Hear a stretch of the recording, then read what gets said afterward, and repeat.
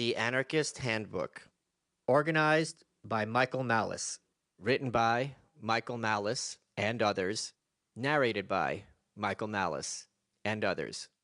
What started the craze to kill was a lecture I heard some little time ago by Emma Goldman. She was in Cleveland, and I and other anarchists went to hear her.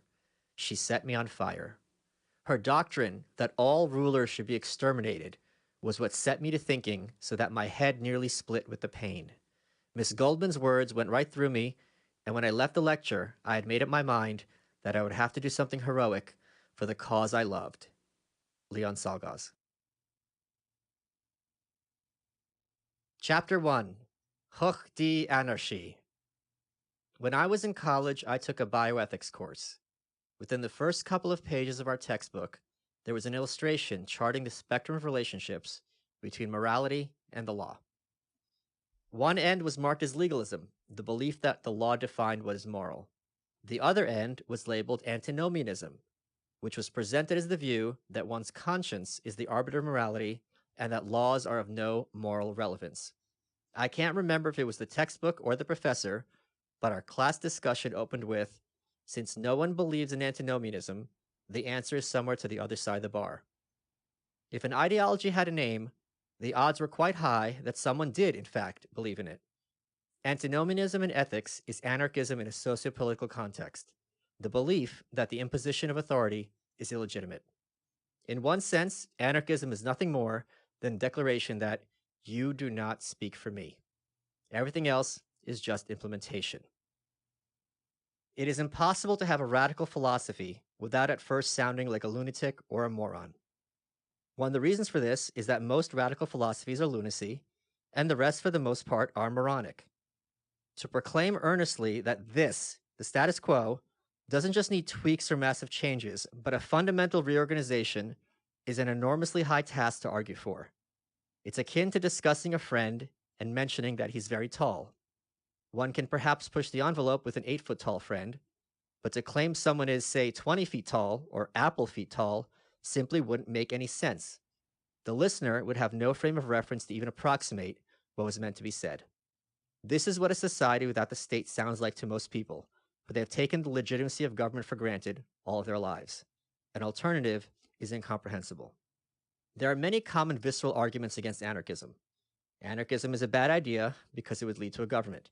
Anarchism would mean authoritarian warlords being in charge of the society. Anarchism is utopian. It hasn't worked anywhere on Earth, except when it has, in which case doesn't count, because a government exists somewhere and therefore made it work. Anarchism cannot work on a large scale, and anarchism cannot work on a small scale either, because those areas would immediately be invaded. Inherent in this argument is that governments are, by their nature, invasive and predatory, this being the anarchist view of the nature of government. There are already several countries on Earth that don't have a military, and yes, many rely on foreign governments to protect them against invasion.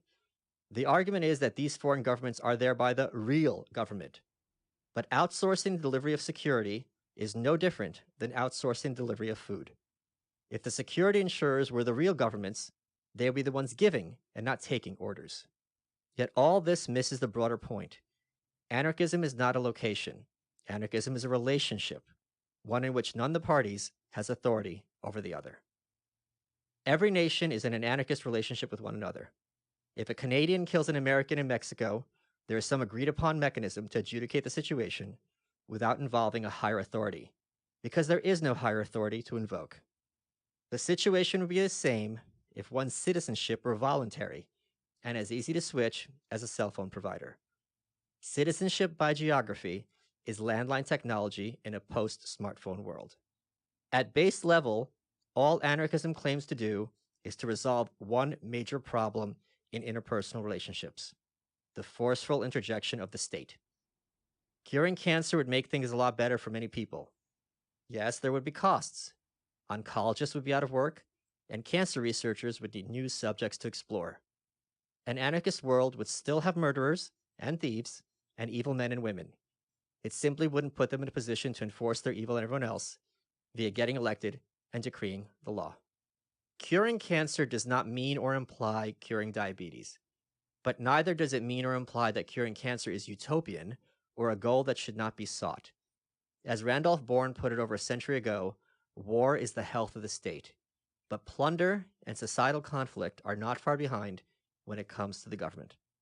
It's quite easy to stump statists by asking if they would consider anarchism if there was a system of taxes and state action in place without a police force.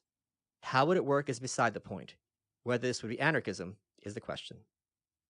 If government was a useful mechanism for adjudicating disputes, lawsuits would be as common and as easily resolved as returning an item to the store or quitting one's job. If government was an effective mechanism at solving or preventing crime, crime would be as minor a political issue as fashion is. Everyone needs to feel safe in their person, just as everyone needs clothing. Yet only one is a political issue year in and year out. So what is the alternative to the state? Private police or none at all? The original version of anarchism, in the left-wing European tradition, is opposed to domination by one person over another and advocates for a society based on mutual aid and complete equality. The more recent version, the right capitalists, define themselves by opposition to the state. The right anarchists think the left anarchists are naive and lack a fundamental understanding of economics. The left anarchists think the right anarchists aren't anarchists at all, but mere apologists for corporate control and predation. Anarchism has been both a vision of a peaceful, cooperative society and an ideology of revolutionary terror. Since the term itself, anarchism, is a negation, there's a great deal of disagreement on what the positive alternative would look like. The black flag comes in many colors. On November 11th, 1887, 4 men were hanged by the state of Illinois. They were accused of conspiring to murder because of their common bond in preaching their anarchist views, and they became martyrs for the cause. At the base of the monument erected in their memory are carved the last words of one of them, August Spies. The day will come, he had proclaimed from the gallows, when our silence will be more powerful than the voices you strangle today. The Anarchist Handbook is an opportunity for all these many varied voices to speak for themselves from across the decades. These were human beings who saw things differently from their fellow men. They fought and they loved. They lived and they died. They disagreed on much, but they all shared one vision: freedom. Chapter 2. William Godwin, from Inquiry Concerning Political Justice and Its Influence on Morals and Happiness, 1793. Widely regarded as the first anarchist in modern times, the British William Godwin's Inquiry was one of the most influential political tracts of his era. His devastating critique of social contract theory holds just as true today. As Godwin demonstrates, the social contract is one of those ideas that would come off as incoherent and deranged if one heard them for the first time as an adult. It is allegedly an unwritten contract that presumes both consent, despite none having been given, even in the face of explicit lack of consent, and contains no specific terms, a key element of any contract. Though the social contract is often posited as the origin of a just government, no government in history has ever so much as pretended to have come about as the result of it. And now, William Godwin, as read by Arthur Herman. Of the social contract. Upon the first statement of the system of a social contract, various difficulties present themselves. Who are the parties to this contract? For whom did they consent? For themselves only, or for others? For how long a time is this contract to be considered as binding? If the consent of every individual be necessary, in what manner is that consent to be given? Is it to be tacit or declared in express terms? Little will be gained for the cause of equality and justice if our ancestors, at the first institution of government, had a right indeed of choosing the system of regulations under which they thought proper to live, but at the same time could barter away the understandings and independence of all that came after them to the latest posterity. But if the contract must be renewed at each successive generation, what periods must be fixed on for that purpose? And if I be obliged to submit to the established government till my turn comes to assent to it, upon what principle is that obligation founded? Surely not upon the contract into which my father entered before I was born. Secondly, what is the nature of the consent in consequence of which I am to be reckoned a party to the frame of any political constitution? It's usually said that acquiescence is sufficient, and that this acquiescence is to be inferred from my living quietly under the protection of the laws. But if this be true, an end is as effectually put to all political science, all discrimination of better and worse, as by any system invented by the most slavish sycophant. Upon this hypothesis, every government that is quietly submitted to is a lawful government, whether it be the usurpation of Cromwell or the tyranny of Caligula. Acquiescence is frequently nothing more than a choice on the part of the individual of what he deems the least evil. In many cases, it is not so much as this, since the peasant and the artisan, who form the bulk of a nation, however dissatisfied with the government of their country, seldom have it in their power to transport themselves to another. It is also to be observed upon the system of acquiescence that it is in little agreement with the established opinions and practices of mankind. Thus, what has been called the law of nations lays least stress upon the allegiance of a foreigner settling among us, though his acquiescence is certainly most complete, while natives removing into an uninhabited region are claimed by the mother country, and removing into a neighboring country are punished by municipal law if they take arms against the country in which they were born. But surely acquiescence can scarcely be construed into consent, while the individuals concerned are wholly unapprised of the authority intended to be rested upon it. Locke, the great champion of the doctrine of an original contract, has been aware of this difficulty and therefore observes that, quote, a tacit consent indeed obliges a man to obey the laws of any government as long as he has any possessions or enjoyment of any part of the dominions of that government. But nothing could make a man a member of the Commonwealth but his actually entering into it by positive engagement and express promise and compact, unquote. A singular distinction, implying upon the face of it that an acquiescence, such as has just been described, is sufficient to render a man amenable to the penal regulations of society, but that his own consent is necessary to entitle him to the privileges of a citizen. A third objection to the social contract will suggest itself as soon as we attempt to ascertain the extent of the obligation, even supposing it to have been entered into in the most solemn manner by every member of the community. Allowing that I am called upon, at the period of my coming of age, for example, to declare my assent or dissent to any system of opinions or any code of practical institutes, for how long a period does this declaration bind me? Am I precluded from better information for the whole course of my life? And if not for my whole life, why for a year, a week, or even an hour?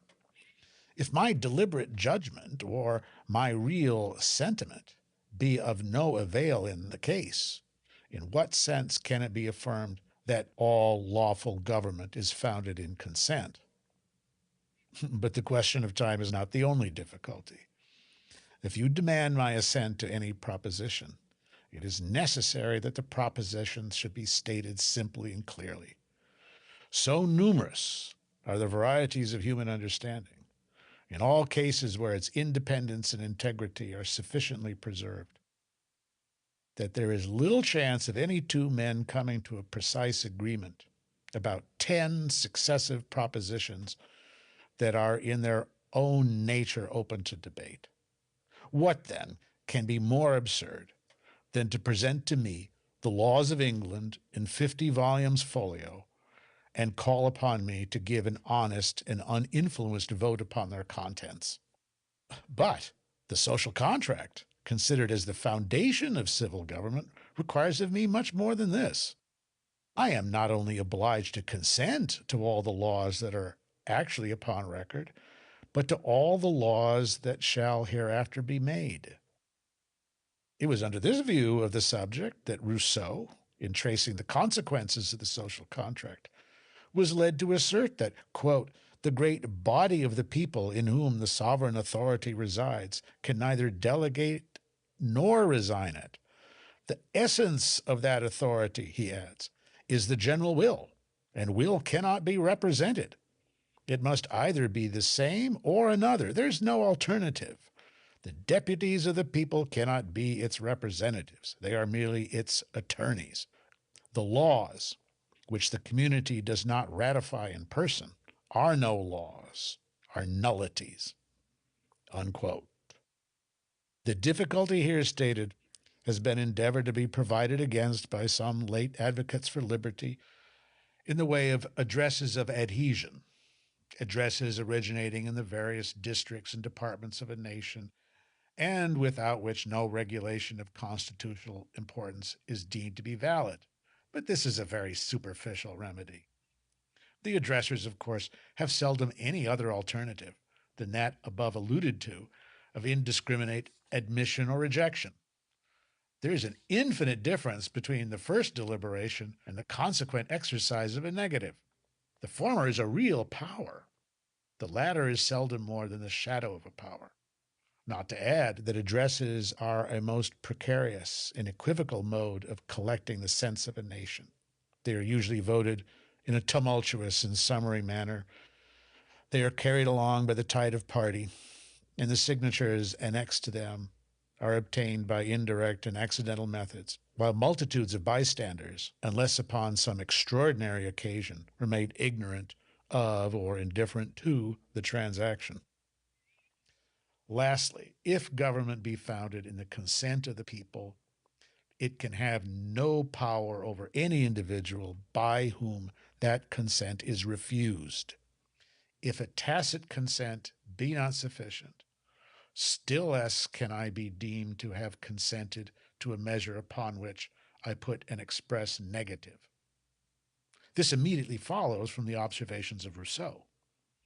If the people, or the individuals of whom the people is constituted, cannot delegate their authority to a representative, neither can any individual delegate his authority to a majority in an assembly of which he is himself a member. That must surely be a singular species of consent, the external indications of which are often to be found in an unremitting opposition in the first instance and compulsory subjection in the second. Chapter 3, Max Stirner, from The Ego in His Own, 1844. Somewhat of a hipster precursor to Nietzsche, you probably haven't heard of him, Max Stirner's idiosyncratic book Der Einzige und sein Agentum was supposedly regarded as too crazy to bother censoring. Stirner died largely forgotten, with the only images left behind of him being a couple of drawings by Marx's comrade-in-arms, Friedrich Engels. His unique, energetic text later inspired egoists and anarchists alike, though not Nietzsche, who apparently never read him, with the opening salvo of "All things are nothing to me," being a cry of proud rebellion. Stirner's reduction of purportedly morally binding concepts such as duty to mere spooks continues to resonate with anarchists today. And now, Max Stirner, as read by Ethan Suplee. My power. Right is the spirit of society. If society has a will, this will is simply right. Society exists only through right. But as it endures only exercising a sovereignty over individuals, right is its sovereign will. Aristotle says justice is the advantage of society. All existing right is foreign law. Someone makes me out to be in the right, does right by me. But should I therefore be in the right if all the world made me out so? And yet, what else is the right that I obtain in the state, in society, but a right of those foreign to me? When a blockhead makes me out in the right, I grow distrustful of my rightness. I don't like to receive it from him.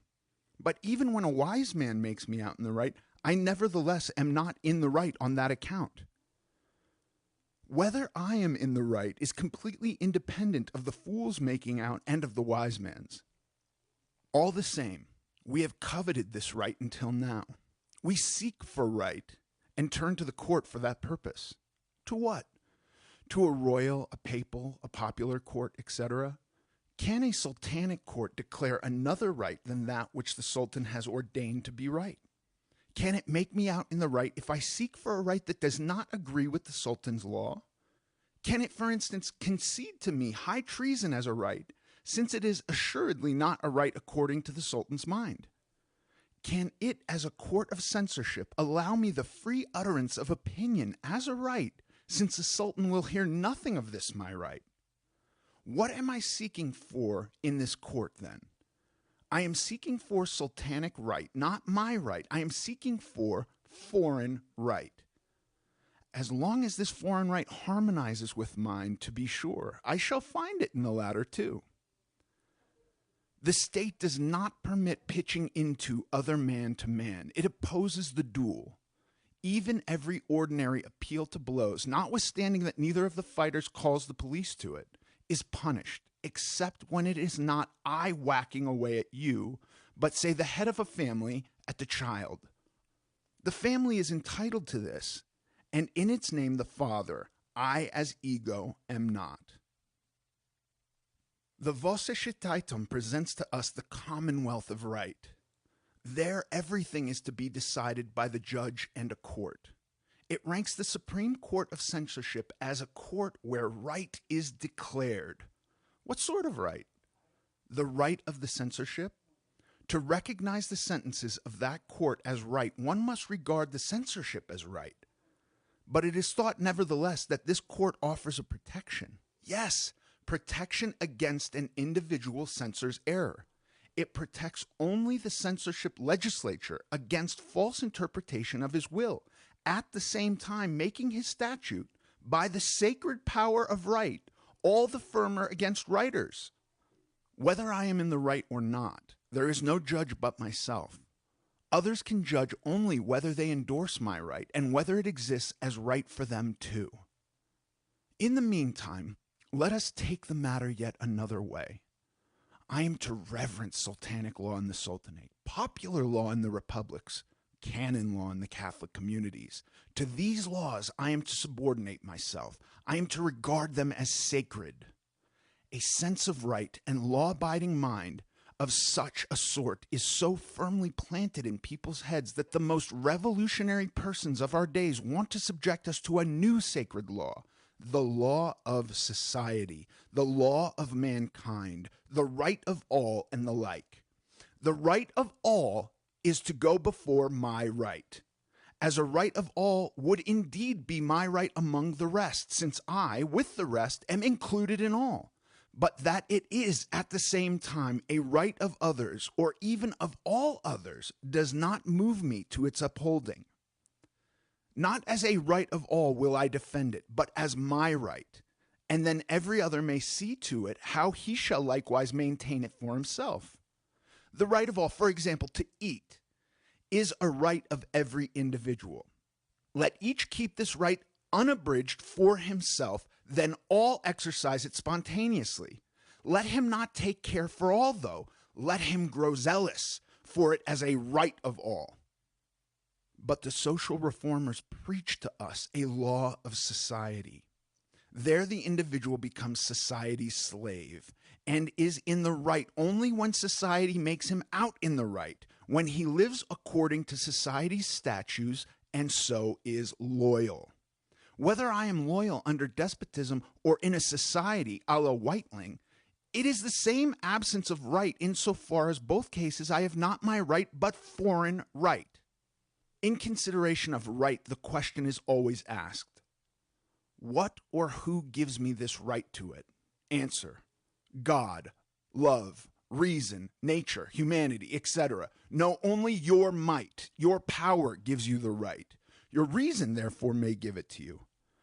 Communism, which assumes that men have equal rights by nature, contradicts its own proposition until it comes to this, that men have no right at all by nature. For it is not willing to recognize, for instance, that parents have by nature rights as against their children, or the children as against the parents. It abolishes the family. Nature gives parents, brothers, and so on no right at all. Altogether, this entire revolutionary or Babovist principle rests on a religious, that is, false, view of things. Who can ask after right if he does not occupy the religious standpoint himself? Is not right a religious concept, something sacred? Why equality of rights, as the revolution propounded it, is only another name for Christian equality. the equality of the brethren, of God's children, of Christians, in short, fraternite. Each and every inquiry after right deserves to be lashed with Schiller's words. Many a year I've used my nose to smell the onion and the rose. Is there any proof which shows that I've right to that same nose? When the revolution stamped equality as a right, it took flight into the religious domain, into the region of the sacred, of the ideal. Hence, since then, the fight for the sacred, inalienable rights of man against the eternal rights of man, the well-earned rights of the established order, are quite naturally and with equal right brought to bear. Right against right, where of course one is decried by the other as wrong. This has been the contest of rights since the revolution. You want to be in the right as against the rest, that you cannot, as against them you remain forever in the wrong. For they surely would not be your opponents if they were not in their right too. They will always make you out in the wrong. But as against the right of the rest, yours is a higher, greater, more powerful right, is it not? No such thing! Your right is not more powerful if you are not more powerful. Have Chinese subjects a right to freedom?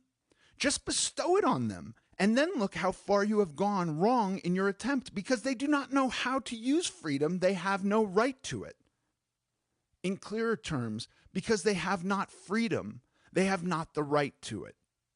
Children have no right to the condition of majority because they are not of age, because they are children. Peoples that let themselves be kept in nonage have no rights to the condition of majority. If they cease to be in nonage, then only would they have the right to be of age. This means nothing else than what you have the power to be, you have the right to. I derive all right and all warrant from me. I am entitled to everything that I have in my power. I am entitled to overthrow Zeus, Jehovah, God, if I can. If I cannot, then these gods will always remain in the right and in power against me. And what I do will be fear their right and their power in impotent God-fearingness, to keep their commandments and believe that I do right in everything that I do according to their right. About the Russian boundary sentinels that think themselves rightly entitled to shoot dead the suspicious persons who are escaping, since they murder by superior authority with right. But I am entitled by myself to murder if I myself do not forbid it to myself, if I myself do not fear murder as a wrong. This view of things lies at the foundation of Chasimo's poem, Das Mortal, where the gray-haired Indian murderer compels reverence from the white man whose brethren he has murdered. The only thing I am not entitled to is what I do not do with a free cheer, that is, what I do not entitle myself to. I decide whether it is the right thing to me. There is no right outside of me. If it is right for me, it is right. Possibly this may not suffice to make it right for the rest. That is their care, not mine. Let them defend themselves. And if for the whole world something were not right, but it were right for me, that is, I wanted it, then I would ask nothing about the whole world. So everyone does who knows how to value himself. Everyone in the degree that he is an egoist, for might goes before right, and that with perfect right. Because I am by nature a man, I have an equal right to the enjoyment of all good, says Babu. Must he not also say, because I am by nature a firstborn prince, that I have a right to the throne? The rights of man and the well-earned rights come to the same thing in the end, to wit, to nature, which gives me a right, that is, to birth and further inheritance. I am born as a man is equal to I am born as a king's son. The natural man has only natural right, because he has only a natural power and natural claims. He has right to birth. He has right of birth and claims of birth, but nature cannot entitle me, give me capacity or might to that which only my act entitles me. That the king's child sets himself above other children, even this is his act, which secures to him the precedence, and that the other children approve and recognize this is their act, which makes them worthy to be subjects. Whether nature gives me a right or whether God, the people's choice, etc., does so, all of that is the same foreign right, a right that I do not give or take to myself. Thus, the communists say equal labor entitles man to equal enjoyment. Formerly, the question was raised whether the virtuous man must not be happy on earth. The Jews actually drew this inference, that it may go well with thee on earth. No. Equal labor does not entitle you to it, but equal enjoyment alone entitles you to equal enjoyment. Enjoy then that you are entitled to enjoyment. But if you have labored and let the enjoyment be taken from you, then it serves you right. If you take the enjoyment, it is your right. If, on the contrary, you only pine for it without laying hands on it, it remains as before, a well-earned right of those who are privileged for enjoyment. It is their right, as by laying hands on it would become your right. The conflict over the right of property wavers in vehement commotion. The communists affirm that the earth belongs rightfully to him who tills it, and its products to those who bring them out. I think it belongs to him who knows how to take it, or does not let it be taken from him, does not let himself be deprived of it. If he appropriates it, then not only the earth, but the rights to it too belongs to him. This is egoistic right. It is right for me, therefore it is right. Aside from this, right does have a wax nose. The tiger that assails me is in the right, and I who strike him down am also in the right. I defend against him not my right, but myself. As human right is always something given, it always in reality reduces to the right which men give, concede to each other. If the right to existence is conceded to newborn children, then they have the right. If it is not conceded to them, as was the case amongst the Spartans and ancient Romans, then they do not have it. For only society can give or concede it to them. They themselves cannot take it or give it to themselves. It will be objected the children had nevertheless by nature the right to exist. Only the Spartans refused recognition to this right. But then they simply had no right to this recognition, no more than they had to recognition of their life by the wild beast to which they were thrown. People talk so much about birthright and complain, there is, alas, no mention of the rights that were born with us. What sort of right, then, is there that was born with me? The right to receive an entitled estate, to inherit a throne, to enjoy a princely or noble education, or again, because poor parents begot me, to get free schooling, to be clothed out of contributions of alms, and at last earn my bread and my herring in the coal mines or at the loom. Are these not birthrights that have come down to me from my parents through birth? You think no. You think these are only rights improperly so-called. It is just these rights that you aim to abolish through the real birthright. To give a basis for this, you go back to the simplest thing and affirm that everyone is by birth equal to another, to wit, a man. I will grant you that everyone is born as a man, hence the newborn are then equal to each other. Why are they? Only because they do not yet show and exert themselves as anything but bare children of men, naked little human beings. But thereby they are at once different from those who have already made something of themselves, who thus are no longer bare children of man, but children of their own creation. The latter possesses more than bare birthrights. They have earned rights. What an antithesis. What a field of combat. The old combat of the birthrights of man and well-earned rights. Go right on appealing to your birthrights. People will not fail to oppose you the well-earned.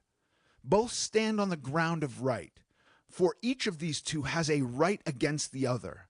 The one the birthright of natural right, the other earned or well-earned right. If you remain on the ground of right, you remain in rich thabarai. The other cannot give you your right. He cannot mete out right to you. He who has might has right. If you have not the former, neither have you the latter.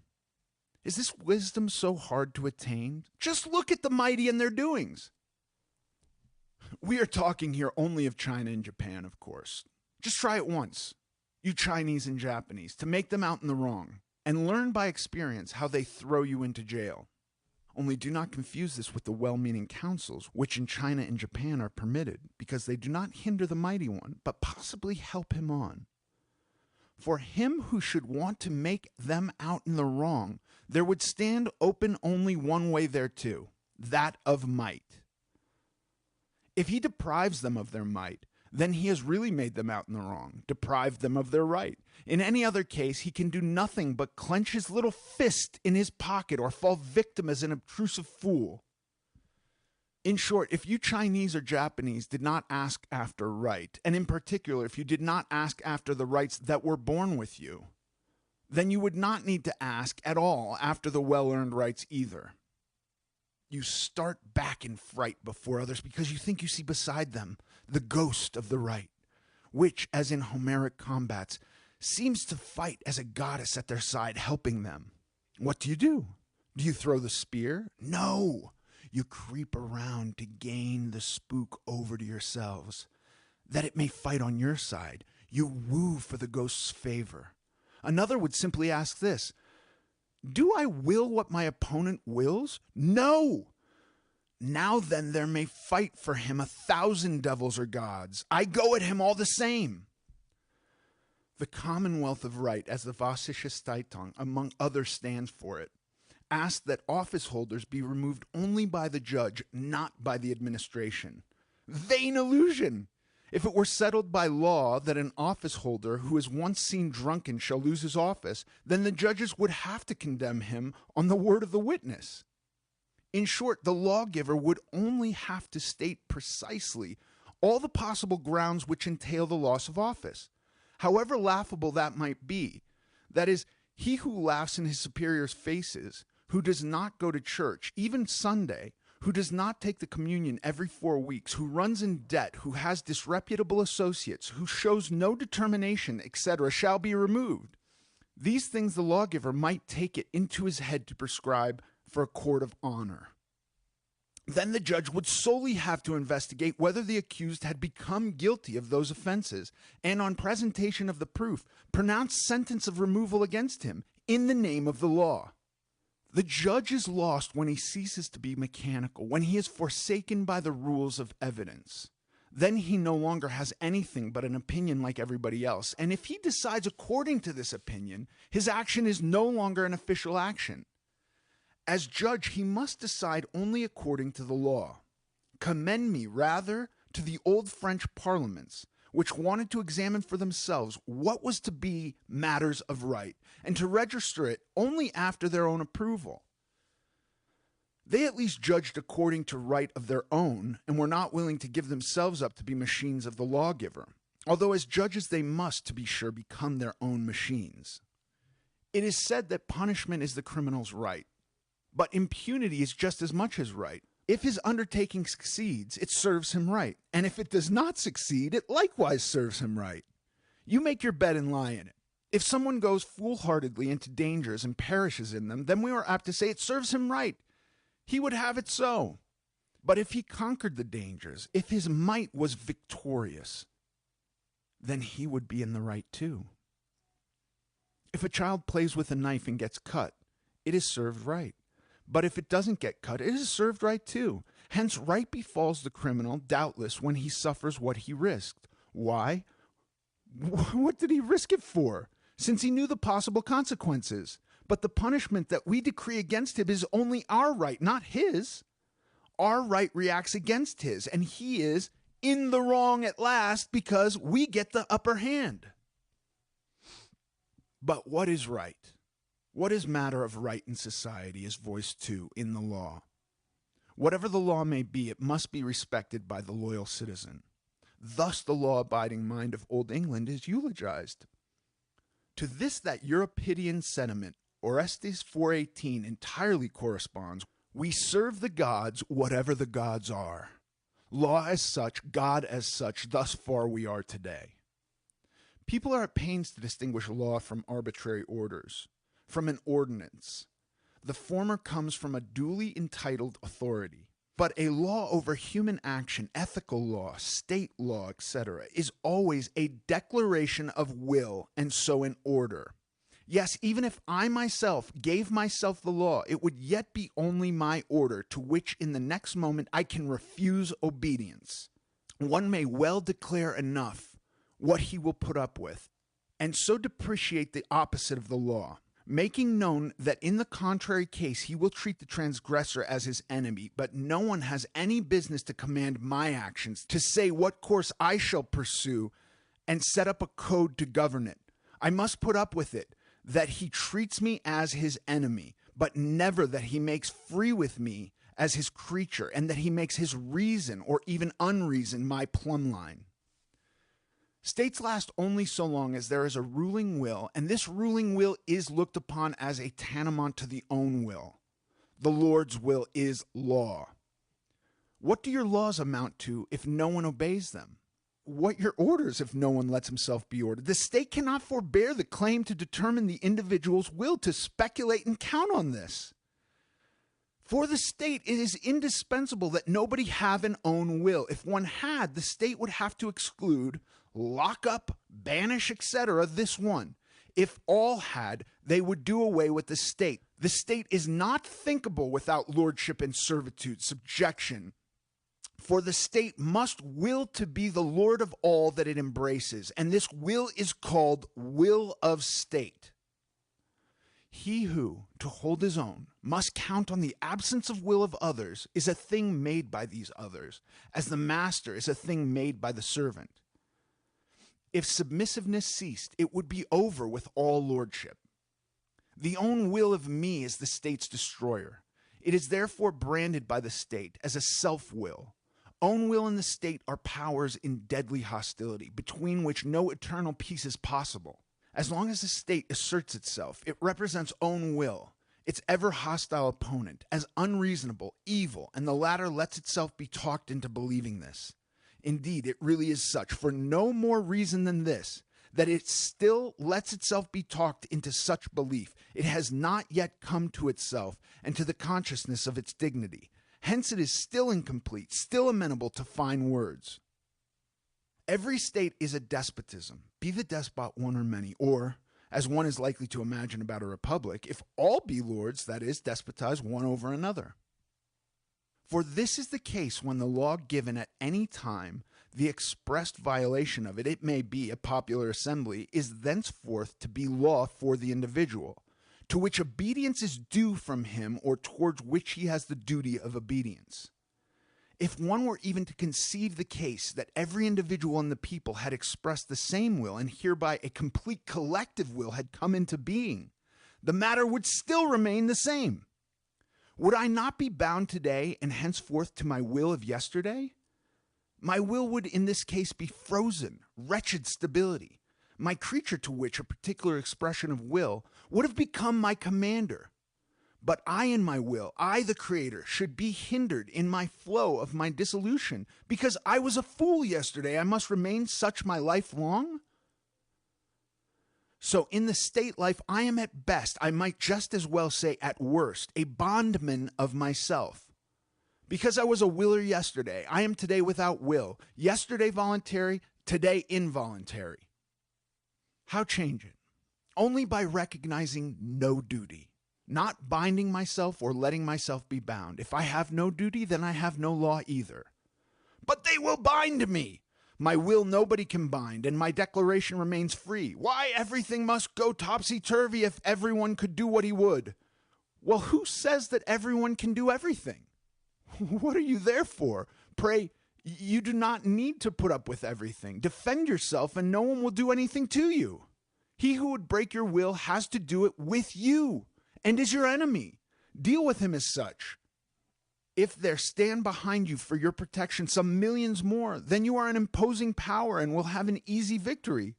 But even as a power you overawe your opponent. Still, you are not on that account a hallowed authority to him unless he is a simpleton. He does not owe you respect and regard, even though he will have to consider your might.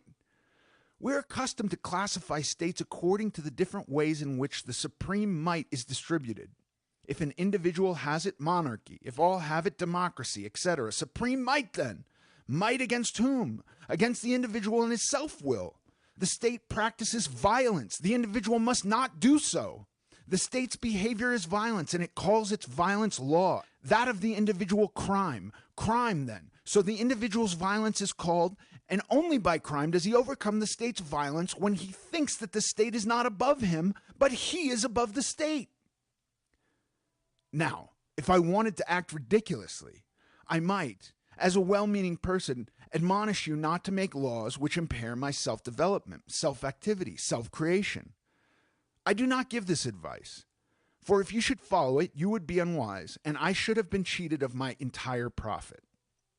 I request nothing at all from you. For whatever I might demand, you would still be dictatorial lawgivers, and must be so, because a raven cannot sing, nor a robber live without robbery. Rather, I do ask those who would be egoists what they think the more egotistic, to let laws be given them by you, and to respect those that are given, or to practice refractoriness, yes, complete disobedience. Good-hearted people think the laws ought to prescribe only what is accepted in the people's feeling as right and proper.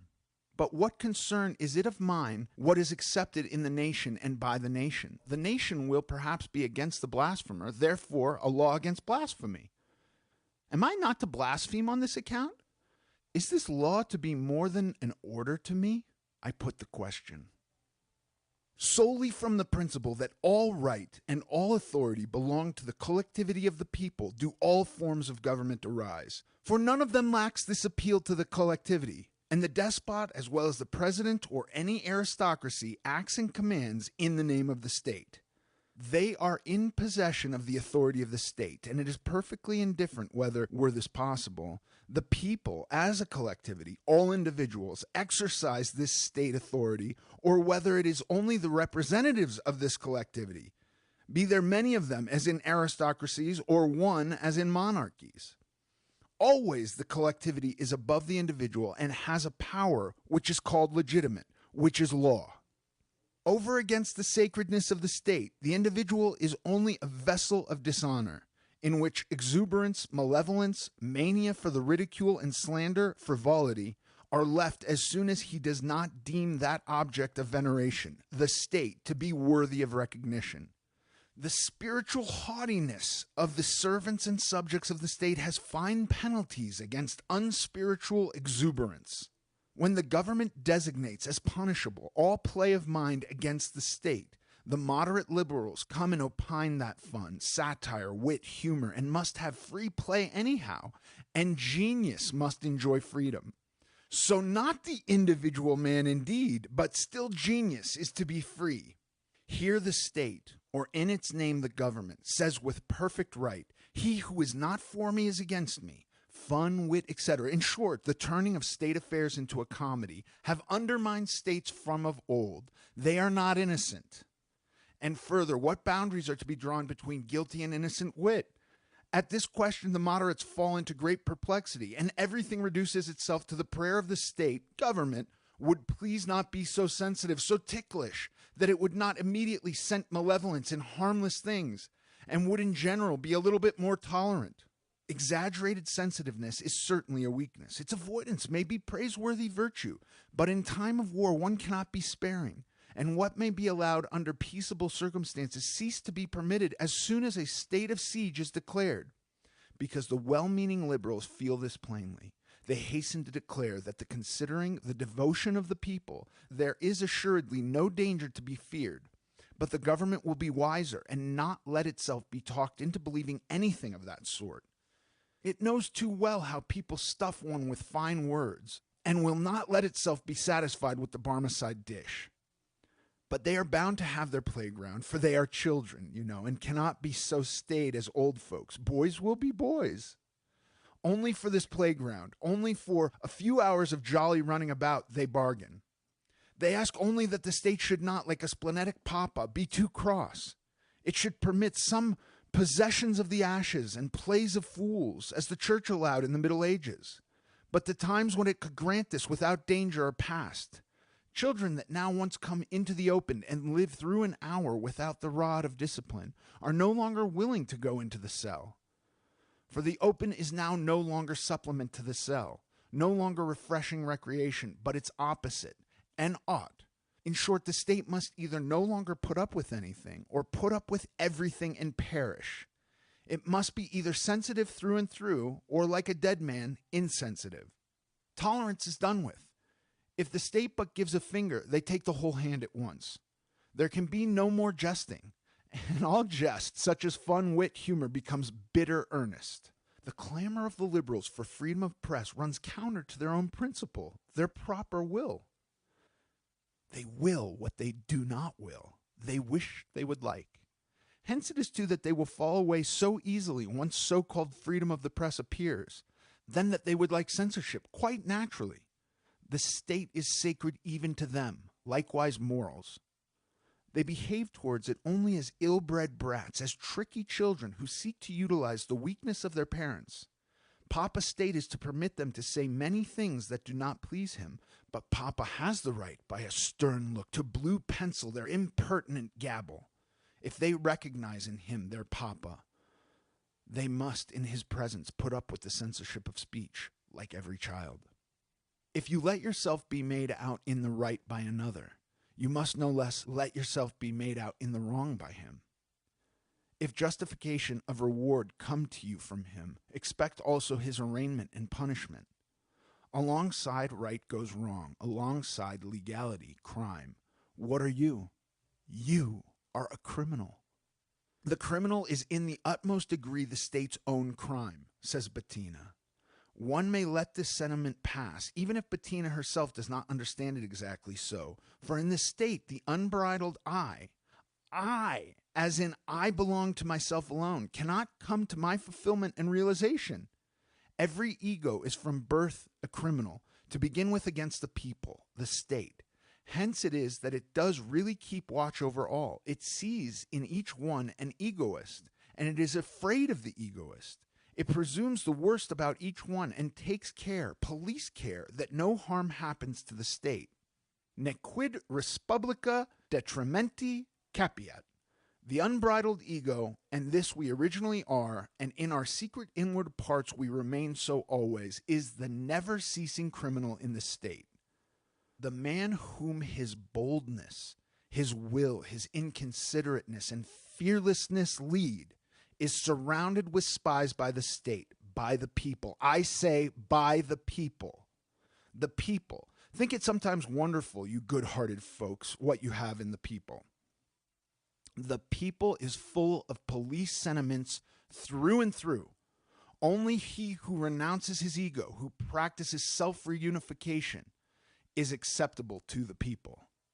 In the book cited, Bettina is throughout good-natured enough to regard the state as only sick, and to hope for its recovery, a recovery which she would bring about through the demagogues. But it is not sick. Rather, it is in full strength when it puts from its demagogues who want to acquire something for the individuals, for all. In its believers, it is provided with the best demagogues, leaders of the people. According to Bettina, the state is to develop mankind's germ of freedom. Otherwise, it is a raven mother and caring for raven fodder. It cannot do otherwise, for it is caring for mankind, which besides would have to be the humane or free state to begin with. The individual is raven fodder for it. How rightly speaks the burgomaster, on the other hand. What? The state has no other duty than to be merely the attendant of incurable invalids? That isn't to the point. From the old, the healthy state has relieved itself of the diseased matter and not mixed itself with it. It does not need to be so economical with its juices. Cut off the robber branches without hesitation, that the others may bloom. Do not shiver at the state's harshness, its morality, its policy and religion. Point it to that. Accuse it of no wanting of feeling. Its sympathy revolts against this, but its experience finds safety only in its severity. There are diseases in which only drastic remedies will help. The physician who recognizes the disease as such, but timidity turns to palliatives, will never remove the disease, but may well cause the patient to succumb after a shorter or longer sickness. Frau Rat's question: if you apply death as a drastic remedy, how is the cure to be wrought then? Isn't to the point. why the state does not apply death against itself, but against an offensive member. It tears out an eye that offends it, etc. For the invalid state, the only way of salvation is to make man flourish in it. If one here like Bettina understand by man the concept of man, she is right. The invalid state will recover by flourishing of man. For the more infatuated the individuals are with man, the better it serves the state's turn. But if one referred it to the individuals, to all, and the authoress half does this too, because about man she is still involved in vagueness, then it would sound somewhat like the following. For an invalid band of robbers, the only way of salvation is to make the loyal citizen nourish in it. Why thereby the band of robbers would simply go to ruin as a band of robbers, and because it perceives this, it prefers to shoot everyone who has a leaning towards becoming a steady man. In this book, Bettina is a patriot, or, what is little more, a philanthropist, a worker for human happiness. She is discontented with the existing order in quite the same way as it is the title ghost of her book, along with all who would like to bring back the good old faith and what goes with it. Only she thinks contrariwise that the politicians, placeholders, and diplomats ruin the state, while those lay it at the door of the malevolent and the seducers of the people. What is the ordinary criminal but one who has committed the fatal mistake of endeavoring after what is the people's instead of seeking for what is his? He has sought despicable alien goods, has done what believers do who seek after what is God's. What does the priest who admonishes the criminal do? He sets before him the great wrong of having desecrated by his act what was hallowed by the state, its property, in which of course must be included even the life of those who belong to the state. Instead of this, he might rather hold up to him the fact that he has befouled himself in not despising the alien thing, but thinking it worth stealing. He could if he were not a person. Talk with the so-called criminal as with an egoist, and he will be ashamed.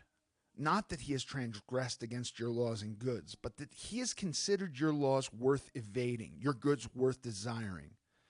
He will be ashamed that he did not despise you and yours together, that he was too little an egoist.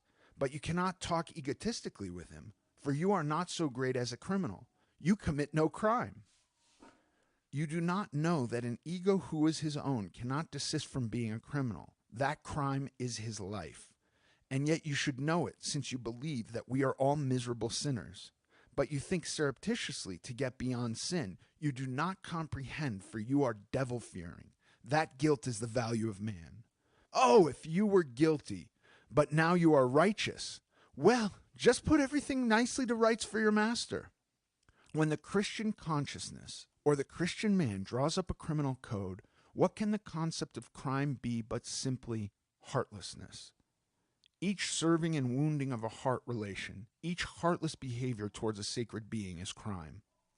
The more heartfelt the relation is supposed to be, the more scandalous is the deriding of it, and the more worthy of punishment the crime. Everyone who is subject to the Lord should love him. To deny this love is a high treason worthy of death.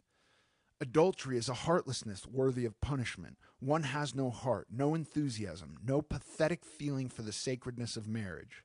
So long as the heart or the soul dictates laws, only the heartful or soulful man enjoys the protection of the laws. That the man of soul makes laws means properly that the moral man makes them. What contradicts these men's moral feelings? This they penalize. How should disloyalty, secession, breach of oaths, in short, all radical breaking off, all tearing asunder of vulnerable ties, not be flagitious and criminal in their eyes? Who breaks with these demands if the soul has for enemies all the moral, all the men of soul? Only Krummacher and his mates are the right people to set up consistently a penal code of the heart, as a certain bill sufficiently proves. The consistent legislation of the Christian state must be placed wholly in the hands of the parsons, and will not become pure and coherent so long as it is worked out only by the parson-ridden, who are always only half parsons. Only then will every lack of soulfulness, every heartlessness be certified as an unpardonable crime. Only then will every agitation of the soul become condemnable. every objection of criticism and doubt be anathematized. Only then is the own man, before the Christian consciousness, a convicted criminal to begin with. The men of the revolution often talked of the people's just revenge as its right. Revenge and right coincide here. Is this an attitude of ego to an ego? The people cries that the opposite party has committed crimes against it. Can I assume that one commits a crime against me without assuming that he has to act as I see fit? And this action I call the right, the good, etc., the divergent action, a crime. So I think that the others must aim at the same goal with me. I do not treat them as unique beings who bear their law in themselves and live according to it, but as beings who are to obey some rational law. I set up what man is and what acting in a truly human way is, and I demand of everyone that this law become norm and ideal to him. Otherwise, he will expose himself as a sinner and criminal. But upon the guilty falls the penalty of the law. One sees here how it is man again who sets on foot even the concept of crime, of sin, and therewith that of right.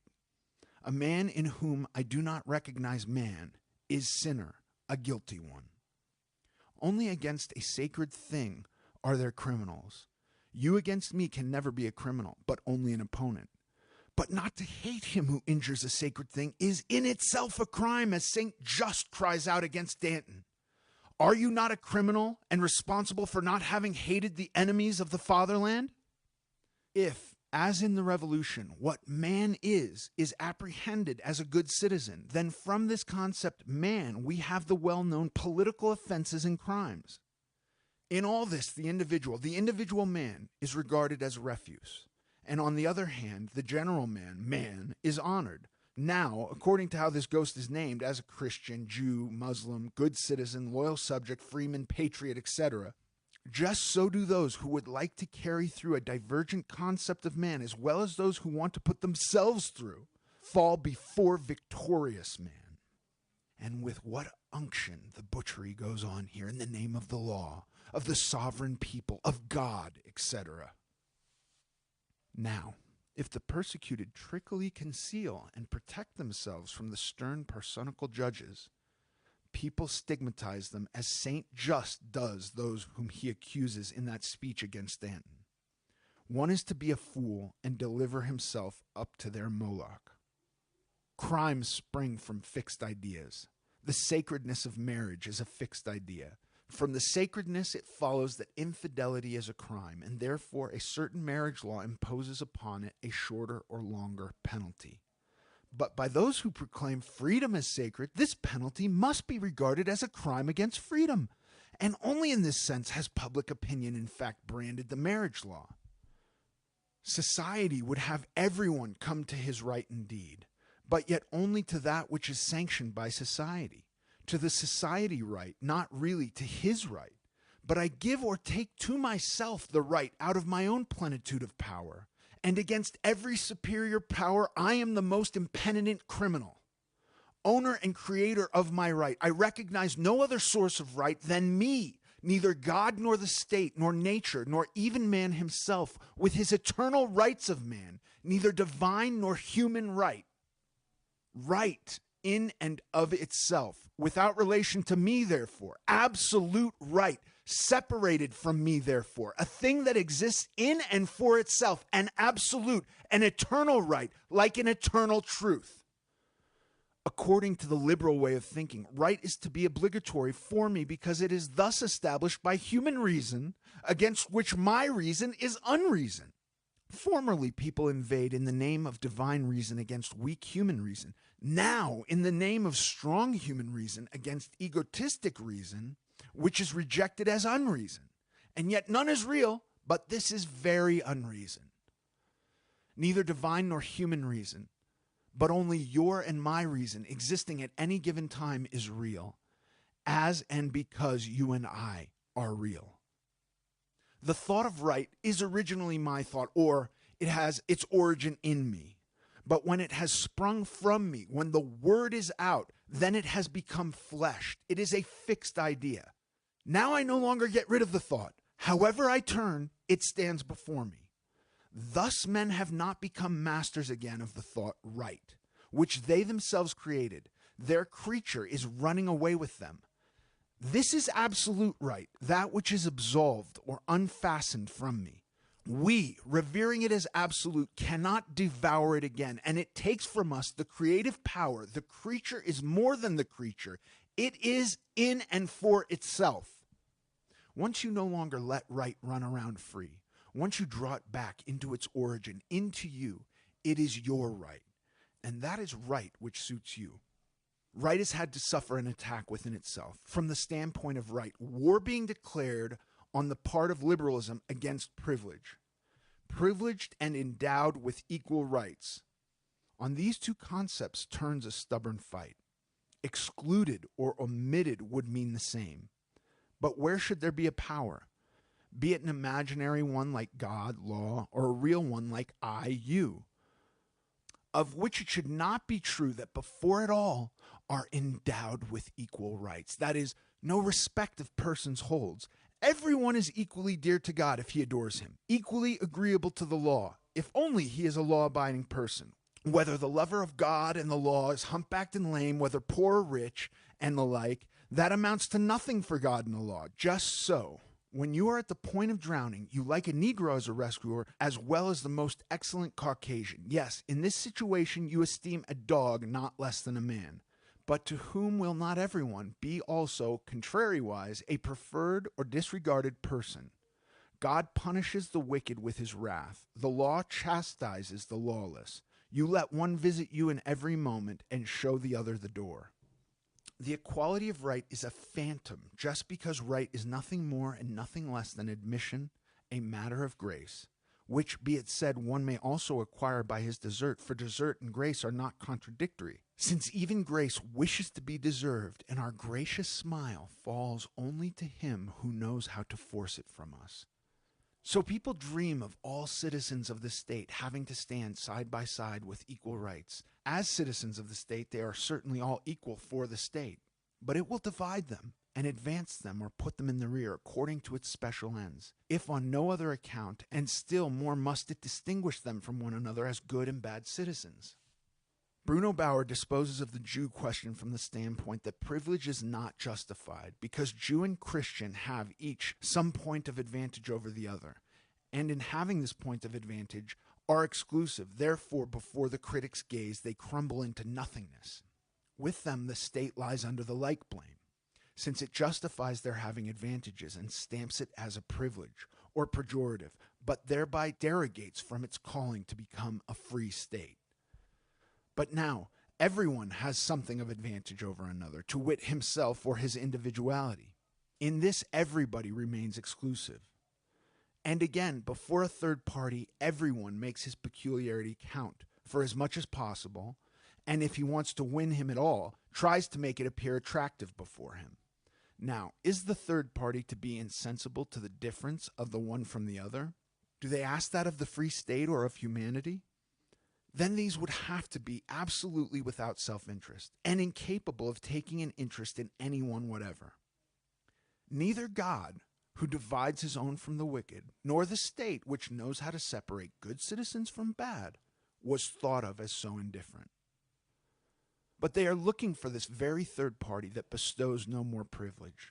Then it is called perhaps the free state or humanity or whatever else it may be. As Christian and Jew are ranked low by Bruno Bauer on account of their asserting privileges, it must be that they could and should free themselves from their narrow standpoint by self-reunification or unselfishness.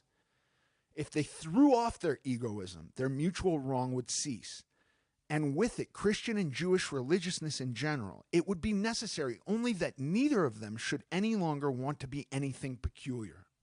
But if they give up this exclusiveness, with that the ground on which their hostilities were waged would in truth not yet be forsaken. In case of need, they would indeed find a third thing on which they could unite, a general religion, a religion of humanity and the like. In short, an equalization which need not be better than that which would result if all the Jews became Christians. By this likewise the privilege of one over the other would have an end. The tension would indeed be done away. But in this consisted not the essence of the two, but only their neighborhood. As being distinguished from each other, they must necessarily be mutually resistant, and the disparity will always remain. Truly, it is not a failing in you that you stiffen yourself against me and assert your distinctness or peculiarity. You need not give way or renounce yourself. People conceive the significance of the opposition too formally and weakly when they want only to dissolve in order to make room for a third thing they shall unite. The opposition deserves rather to be sharpened. As Jew and Christian, you are in too slight an opposition, and are contending only about religion, as if it were about the emperor's beard, about a fiddlestick's end. Enemies in religion indeed, in the rest you still remain good friends, and equal to each other as men. Nevertheless, the rest is too unlike in each. And the time when you no longer merely dissemble your opposition will be only when you entirely recognize it, and everybody asserts himself from the top to toe as unique. Then the former opposition will assuredly be dissolved, but only because a stronger has taken it up into itself. Our weakness consists not in this, that we are in opposition to others, but in this, that we are not completely so, that we are not entirely severed from them, or that we seek a communion, a bond, that in communion we have an ideal, one faith, one God, one idea, one hat for all. If all were brought under one hat, certainly no one would any longer need to take off his hat before another. The last and most decided opposition, that of unique against unique, is at bottom beyond what is called opposition, but without having sunk back into unity and unison. As unique, you have nothing in common with the other any longer, and therefore nothing divisive or hostile either. You are not seeking to be in the right against him before a third party, and are standing with him neither on the ground of right, nor on any other common ground. The opposition vanishes in complete severance or singleness. This might indeed be regarded as the new point in common or a new parity, but here the parity consists precisely in the disparity, and is itself nothing but disparity, a par of disparity, and that only for him who institutes a comparison. A polemic against privilege forms a characteristic feature of liberalism, which fumes against privilege because it itself appeals to right. Further than to fuming, it cannot carry this, for privileges do not fall before right falls, as they are only forms of right. But right falls apart into its nothingness when it is swallowed up by might. When one understands what is meant by might goes before right. All right explains itself then as privilege, and privilege itself as power, as superior power. But must not the mighty combat against superior power show quite another face than the modest combat against privilege? Which is to be fought out before a first judge? Right according to the judge's mind? Now, in conclusion, I still have to take back the halfway form of expression of which I was willing to make use only so long as I was still rooting amongst the entrails of right, and letting the word at least stand. But in fact, with the concept, the word too loses its meaning. What I called my right is no longer right at all, because right can be bestowed only by a spirit, be it the spirit of nature or that of the species of mankind, the spirit of God, or that of his holiness or his highness, etc. What I have without entitling spirit, I have without right. I have it solely and alone through my power. I do not demand any right, therefore I need not recognize any either. What I can get by force, I get by force. And what I do not get by force, I have no right to, nor do I give myself airs or consolation with my imprescriptible right. With absolute right, right itself passes away. The dominion of the concept of right is canceled at the same time. For it is not to be forgotten that hitherto concepts, ideas, or principles ruled us, and that among these rulers, the concept of right or of justice played one of the most important parts. Entitled or unentitled, that does not concern me. If I am only powerful, I am of myself empowered and need no other empowering or entitling. Right is a wheel in the head, put there by a spook.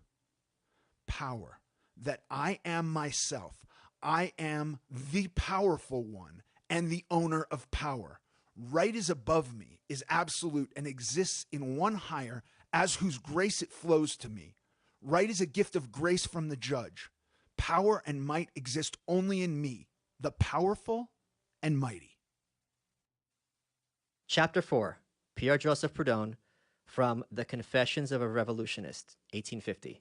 Proudhon can be regarded as the first modern intellectual to refer to himself as an anarchist, and he's the source for much of what followed philosophically. It was he who coined the expression property's theft.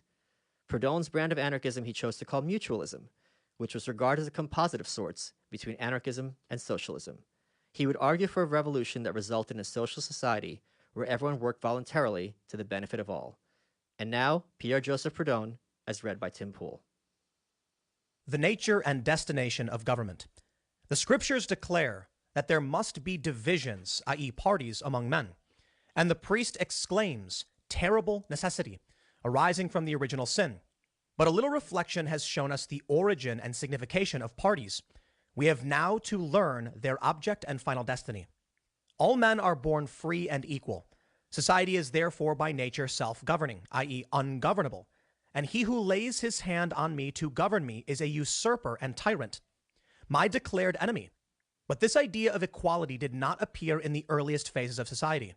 When men met together, the first thing they agreed to do was to appoint a ruler. Constituamus super nos regem, someone in authority. Such then was the first idea of human society. And the next was immediately to overthrow the society, each wishing to use it for his own liberty, against that of others. All parties have been eager for the possession of power, to work their own ends. Hence, the aphorism of the radicals, to which the absolutists would willingly subscribe. Social revolution is the end, political revolution, i.e., the transference of authority is the means, which simply means, give us power of life and death over your persons and property, and we will make you free, what kings and priests have repeated for 6,000 years. So that government and party are reciprocally to each other cause and means, beginning, middle, and end. And thou shalt not do this, thou shalt not do that, has been the sole education of man by governments from the time of Adam and Eve. But when mankind shall have arrived at years of discretion, parties and governments will disappear. Thus liberty will grow out of authority. As we have seen, socialism results from absolutism. Philosophy therefore shows us that the establishment of authority over a people can be but a transition state, and must continually diminish until it is swallowed up in industrial organizations. The aphorism, therefore, must be read inversely. Political revolution, that is, the abolition of authority among men, is the end. Social revolution is the means. There can be no liberty for citizens, order for society, or union among producers until there be no more parties, no more authority, absolute liberty of the individual and the citizen. In these 3 sentences, I have made my profession of faith, political and social. Monsieur de Girardin says, he is a revolutionist par en haut, from above, and never will be a revolutionist par en bas, from below. Now he thinks he has said something very original and profound in these expressions par en haut, par en bas, which are nothing more than the old idea of the demagogues. By the former, he means evidently the government, and calls it revolutionizing by instruction, intelligence, progress, and the extension of ideas. By the latter, he means the people, and terms it revolutionizing by insurrection and despair. But the contrary is the truth. For let us examine which of the two is the most intelligent, progressive and peaceful, that by the government or that by the people. The former is manifestly revolutionizing according to the pleasure of the prince, the impulses of an assembly, the violence of a club, the whim of a dictator or despot. Louis XIV, Napoleon, Charles X, and practiced it after this manner. And Guizot, Louis Blanc, Leon Fauché wished to try the same mode. The other way, however, by the people is revolutionizing by the common consent of all citizens, by the experience of the laborer, by the progress and diffusion of knowledge. It is the freedom of revolution, such as Condorcet, Turgot, and Robespierre desired. The greatest revolutionist in France was Saint Louis, when he was only the register of the public will. The socialists have fallen into the same error as the radicals. Saint Simon, Fourier, Owen, Cabet, Louis Blanc are all for an organization of labor by means of the state or by capital or by some other form of authority. Instead of teaching the people to organize themselves and to appeal to their own reason and experience, they say, give us power. They are utopians, like the despots. Governments, from their very nature, never can be revolutionary. Society, the whole mass of the people elevated in intelligence, can alone revolutionize itself. Governments are the scourges of God to discipline the world. For them to create liberty would be to destroy themselves. Every revolution in the world, from the crowning of the first king down to the declaration of the rights of man, has been accomplished by the spontaneous will of the people. Did government possess the science of revolution and social progress, they could not apply it. They must first transfer it to the people, and then gain their consent, which would be a contradiction in terms and a complete misconception of the meaning of power and authority. Look at the countries that are the freest. Are they not those where the power of the government is the most restricted, where the people generally take the initiative? The United States of America, for instance, England, Switzerland, Holland, and those are the most enslaved, where the governing power is the best organized and the strongest, ourselves, for example. And yet we are always complaining of not being governed and asking for a stronger arm at the helm of state. The church, like an affectionate mother, came first and said everything for the people, but all by the prince. Then came the monarchy, everything for the people, but all by the prince. Next, the doctrinaires or liberals, everything for the people, but all by the middle class. The radicals, though changing the formula, have retained the principle, everything for the people, but all by the government. Always the same communism, the same governmentalism. Who then will say everything for the people and everything by the people, even the government? According to Monsieur Lamartine, the government has to issue its commands, and the country only to yield its consent. Whereas all history tells us that the government is the best which comes nearest to making itself useless. Do we want parasites to labor or priests to speak to God?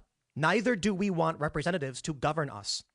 It has been said by someone that for man to speculate in his fellow man is open robbery, and the government of man by man is slavery. So every religion founded upon any form, whatever of papal infallibility, is sheer idolatry, the worship of man by man. And yet after all these fruits of the absolutist principle, we have still the judgment of man by man, the condemnation of man by man, and to crown the list, the punishment of man by man. All these, however, we must submit to, until in the progress of time they grow old, perish, and fall off like ripe fruits in their due season. They are the instruments of our apprenticeship. Philosophy repudiates these symbols of a barbarous age, and yet admits not the rights of any one to compel a people to be free, who wish to be governed. It has no confidence in any social reforms that do not arise spontaneously from the people, and acknowledges no revolutions that do not receive the initiative from the masses. Chapter 5. Herbert Spencer from Social Statics, 1851. Though largely forgotten today, Herbert Spencer was one of the preeminent British intellectuals of the latter half of the 19th century. It was he, and not Darwin, who coined the term survival of the fittest, by which he meant that in any environment the fittest will survive, not necessarily that they should. Decades later, Murray Rothbard reportedly called Social Statics the greatest single work of libertarian political philosophy ever written. Yet Spencer was no anarchist, and had the following chapter quietly removed from Social Statics when it was republished years later. Anarchists later found the excised chapter and republished it far and wide after his death. And now, Herbert Spencer, as read by Chris Williamson. The right to ignore the state. 1. As a corollary to the proposition that all institutions must be subordinated to the law of equal freedom, we cannot choose but admit the right of the citizen to adopt a condition of voluntary outlawry. If every man has freedom to do all that he wills, provided he infringes not the equal freedom of any other man, then he is free to drop connection with the state, to relinquish its protection, and to refuse paying towards its support. It is self-evident that, in so behaving, he in no way trenches upon the liberty of others, for his position is a passive one, and, whilst passive, he cannot become an aggressor. It is equally self-evident that he cannot be compelled to continue one of a political corporation without a breach of the moral law, seeing that citizenship involves payment of taxes and the taking away of a man's property against his will is an infringement of his rights. Government being simply an agent employed in common by a number of individuals to secure them certain advantages, the very nature of the connection implies that it is for each to say whether he will employ such an agent or not. If any one of them determines to ignore this mutual safety confederation, nothing can be said, except that he loses all claim to its good offices and exposes himself to the danger of maltreatment, a thing he is quite at liberty to do if he likes. He cannot be coerced into political combination without a breach of the law of equal freedom. He can withdraw from it without committing any such breach, and he has therefore a right so to withdraw. 2. No human laws are of any validity if contrary to the law of nature, and such of them as are valid derive all their force and all their authority, mediately or immediately, from this original. Thus writes Blackstone, to whom let all honour be given for having so far outseen the ideas of his time, and, indeed, we may say of our time. A good antidote, this, for those political superstitions which so widely prevail. A good check upon the sentiment of power worship which still misleads us by magnifying the prerogatives of constitutional governments as it once did those of monarchs. Let men learn that a legislature is not our God upon earth, though, by the authority they ascribe to it and the things they expect from it, they would seem to think it is. Let them learn rather that it is an institution serving a purely temporary purpose, whose power, when not stolen, is, at best, borrowed. Nay,